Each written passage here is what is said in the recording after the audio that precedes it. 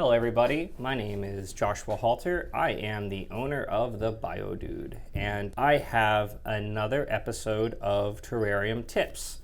And today I am going to be talking about different ideas for creating enrichment opportunities for your animals, whether that comes to different ways to feed them or creating different types of basking opportunities, a lot of different things that you guys can do.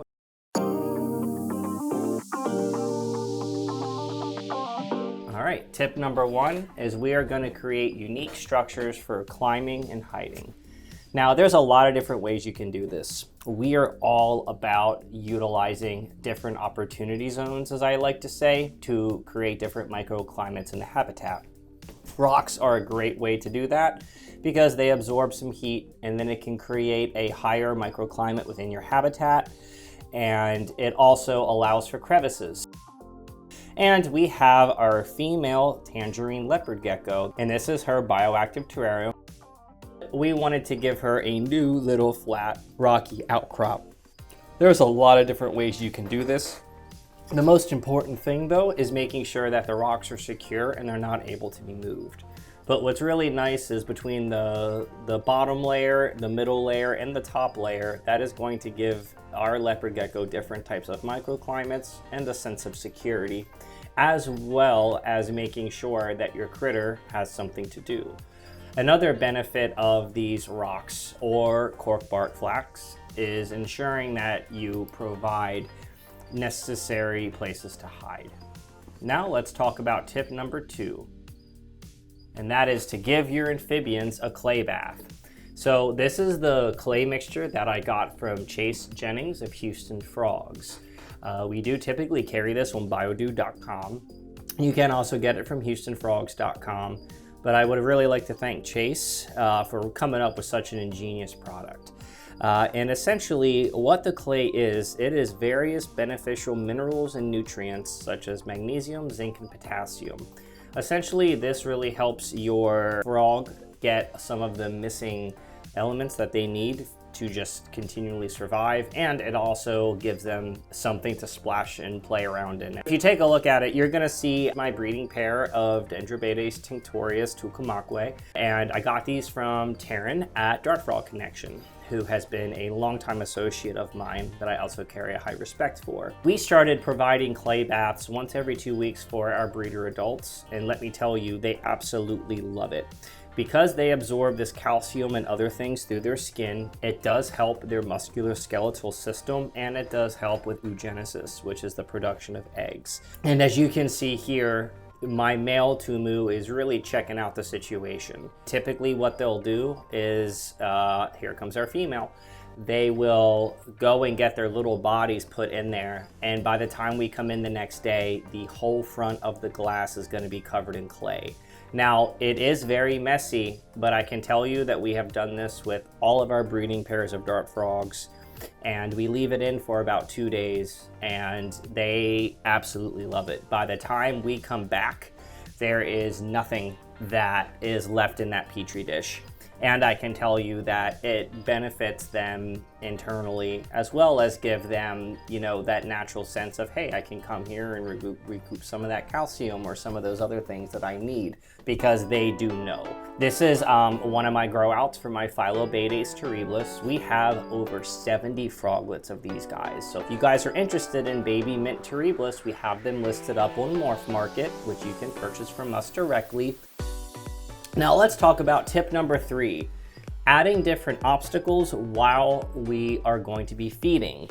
This can also be done in the form of treat balls. What we like to do is we'll take some Indian almond leaves, some magnolia leaves, essentially leaves that are thicker that aren't live oak leaves or something like that. And we will cover their whole floor with those leaves.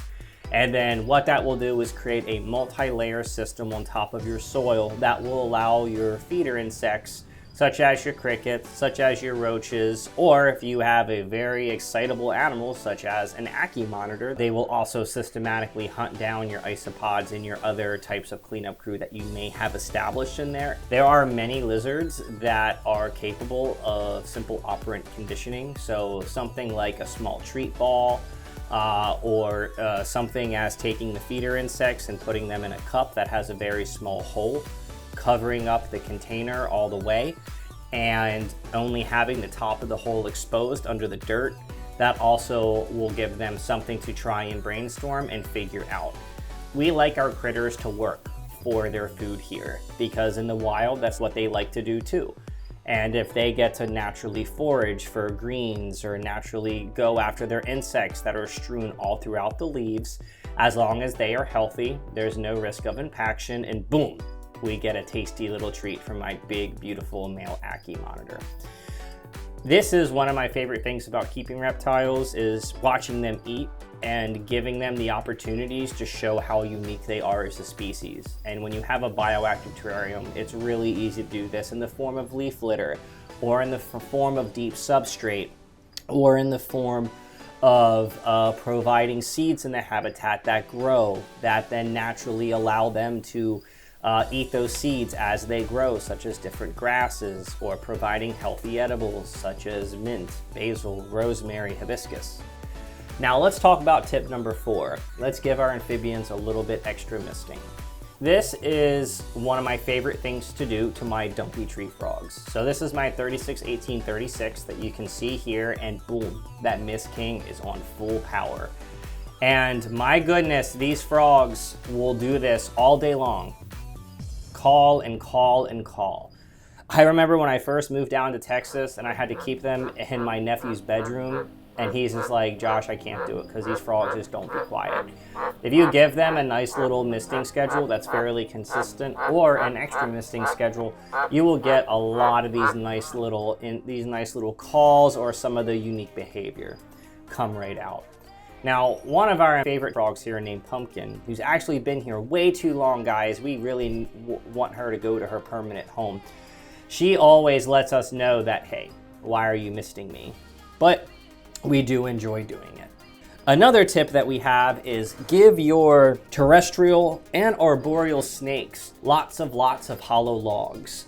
And almost all of our habitats here at the Biodude, we utilize cork rounds, or we'll use cholla wood if it's hollow enough in the middle, to be able to create arboreal hiding areas that make them feel more secure. Due to its round nature, a lot of your larger pythons will also perch on it and give them a place to be able to feel secure. Let's talk about tip number 6, and that is a lot of seed pods. Now, you guys know that I'm all about seed pods, and I'm all about ensuring that we have enough fuel to drive the car, i.e. the car being the substrate.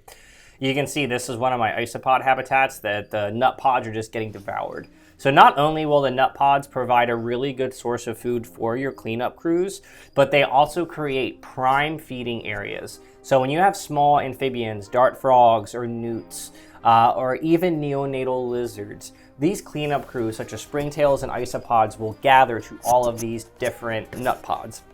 And what that will do is create a feeding station. So your lizards or your amphibians can literally just go to these nut pods and just slowly pick off the isopods that are on there. They can also be used as a great place to hide and to provide shelter.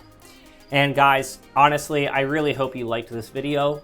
This is another edition of Terrarium Tips for Enrichment Ideas. We do also have a great blog article on different types of enrichment in the form of using seeds, treat balls like I mentioned before, and a lot of other awesome ideas. And again, guys, my name is Josh Halter. I'm the owner and founder of the Biodude. Feel free to reach out to us if you have any questions. Smash that like button, hit that subscribe button, and feel free to visit my website, thebiodude.com. The dude abides.